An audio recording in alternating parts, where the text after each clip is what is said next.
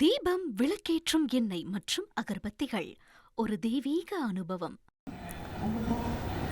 தாய் பராசக்தி தானே 6 கார்த்திகை மகளிரிடம் தன்னுடைய கார்த்திகேயனை வழங்கினார். இந்த 6 கார்த்திகை பெண்கள் தானே இன்றைய பௌர்ணமி தினத்தில் வானத்தில் 6 கார்த்திகை நட்சத்திரங்களாக மிளிர்கிறது.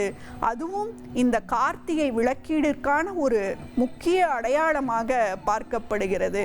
ஆம், இந்த 6 நட்சத்திரங்கள் தான் அம்பா, தாளா, நிதாக்னி, அப்ரயந்தி, மேகயந்தி, வர்ஷயந்தி என சொல்லக்கூடிய 6 திருக்கார்த்திகை நட்சத்திரங்களாக இங்கே வானில் காட்சியளிக்கிறது.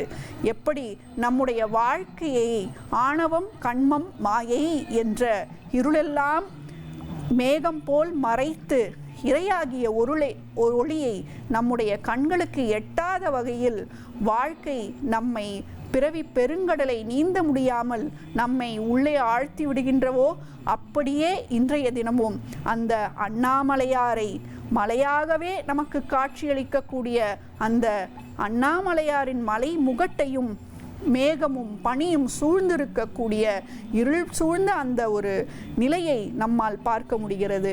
ஆனால் எப்படி ஒரு சிறிய ஒளிக்கீற்றானது எவ்வளவு பெரிய இருளாக இருந்தாலும் அதை அகற்றிவிடுமோ? பாரதி சொல்வானே, ஆங்கோர் காட்டிடை வைத்த அந்த சிறு தீயானது அந்த காட்டையே எப்படி எரித்து விடுமோ, அப்படி ஒரு சிறிய விளக்கானது நம்முடைய பிறவி நோயை நீக்கக்கூடிய வல்லமை பொருந்திய ஒரு தீபமாக நமக்கு காட்சியளித்து நம்முடைய வாழ்க்கை இருளையெல்லாம் போக்குவதற்கான வழியாக, நம்மை இந்த எழுப்பிறவியிலிருந்து கடை தேற்றுவதற்கான ஒரு வழியாக, நமக்கு இந்த கலியுகத்திலே கிடைத்த ஒரு கண்முன்னே கிடைத்த வரப்பிரசாதமாக அமைந்திருக்கிறது இந்த திருக்கார்த்திகை தீப திருவிழா என்று தான் சொல்ல வேண்டும். மலையத்துவஜ மன்னனுக்கும் காஞ்சன மாலைக்கும் பிள்ளையாக பெரும் தவத்தின் பயனாக பிறந்த பாண்டிய மன்னனுடைய வாரிசாக பிறந்த மீனாட்சி அம்மை, அவள் பிறக்கும் பொழுது அவருக்கு 3 மார்பகங்கள் இருந்திருக்கிறது. தாய்க்கோ மிகுந்த கவலை. ஆனால் அவருக்கு ஒரு அசரீரி சொல்லி இருக்கிறது. எப்பொழுது அவருக்கு உடையவனை சந்திப்பாரோ அப்பொழுது அந்த 3வது மார்பானது மறைந்து போய்விடும் என்று சொல்லப்பட்டிருக்கிறது. அப்படி அவர் சுந்தரேஸ்வரரை கண்ட அந்த தருணத்தில் அந்த 3வது மார்பகமானது மறைந்திருக்கிறது.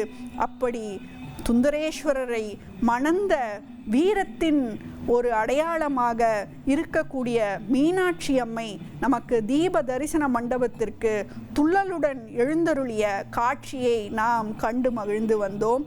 இதோ அலை கடல் என சாறை சாறையாக கூட்டம் கூட்டமாக இந்த அண்ணாமலை தினத்தில் நாம் திருவண்ணாமலை திருத்தலத்தை மிதித்துவிட்டோம் என்று சொன்னால், இந்த கார்த்திகை தீபத்தை நாம் பார்த்துவிட்டோம் என்று சொன்னால், நம்முடைய வாழ்க்கை பிணியானது நீங்கிவிடும் என்ற நம்பிக்கையிலே இதோ அந்த பெரிய கொப்பரையில் திரிகளுடன் ஆயத்தமாகி கொண்டிருக்கக்கூடிய அந்த கார்த்திகை தீப ஒளியை அங்கே ஏற்றப் போகிறார்களே, அந்த நிகழ்வை பார்ப்பதற்காக அங்கே மக்கள் கூட்டம், பக்தர்கள் கூட்டம், சிவனடியார்கள் கூட்டம், சிவாச்சாரியர்கள் கூட்டம் என்று அங்கே கூடியிருக்கக்கூடிய அந்த பக்தர்களுடைய பக்தி பரவசத்தை இல்லத்திரையிலே அமர்ந்தபடியே கூட நம்மால் கண்டு உணர முடிகிறது என்றுதான் சொல்ல வேண்டும்.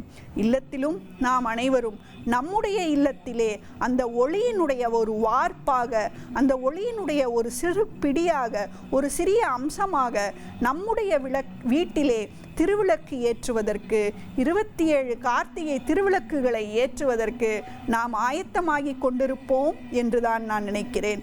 அப்படி கிளிமண்டபத்திலே நமக்கு எப்படி அருணகிரிநாதருக்கு அவருடைய அடையாளமாக இங்கேதான், இந்த திருத்தலத்திலே தான் கந்தரந்தாதி எழுதப்பட்டிருக்கிறது.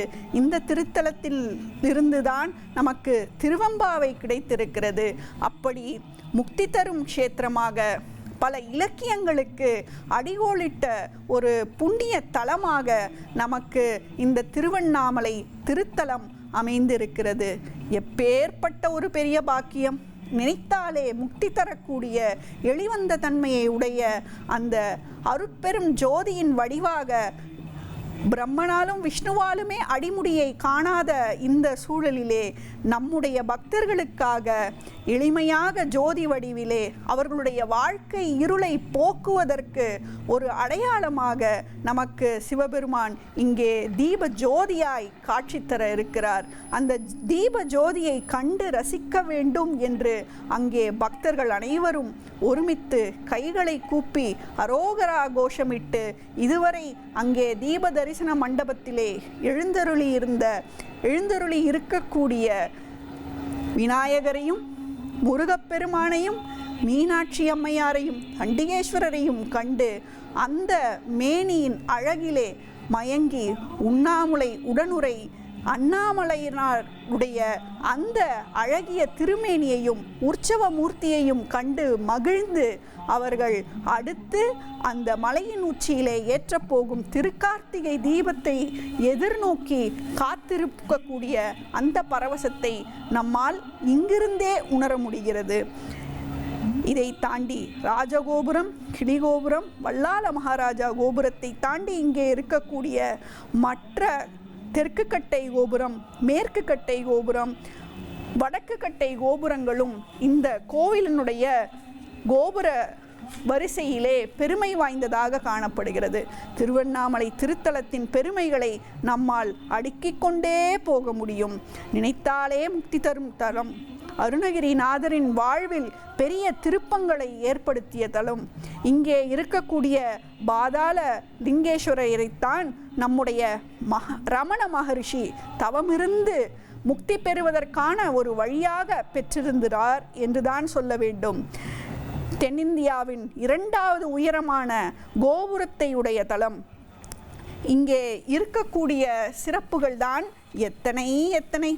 நமக்கு கோவிலினுள்ளே நுழைந்தவுடன் நமக்கு சர்வசித்தி விநாயகர், வலதுபுறத்திலே பாதாள லிங்கேஸ்வரர் என்று நமக்கு பல சன்னதிகளின் வாயிலாக, பல ஸ்வரூபங்களின் வாயிலாக நம்முடைய பக்தி முயற்சியை மேம்படுத்தும் ஒரு முறைமையாக நமக்கு திருவண்ணாமலை திருத்தலம் அமைந்திருக்கிறது.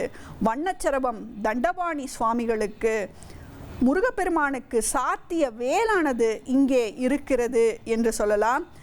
அதேபோல் இங்கு இருக்கக்கூடிய சுப்பிரமணிய சன்னதியில் பாம்பல் சுவாமிகளினுடைய குமாரஸ்தவ கல்வெட்டும் உள்ளது என்று நமக்கு தெரியும்.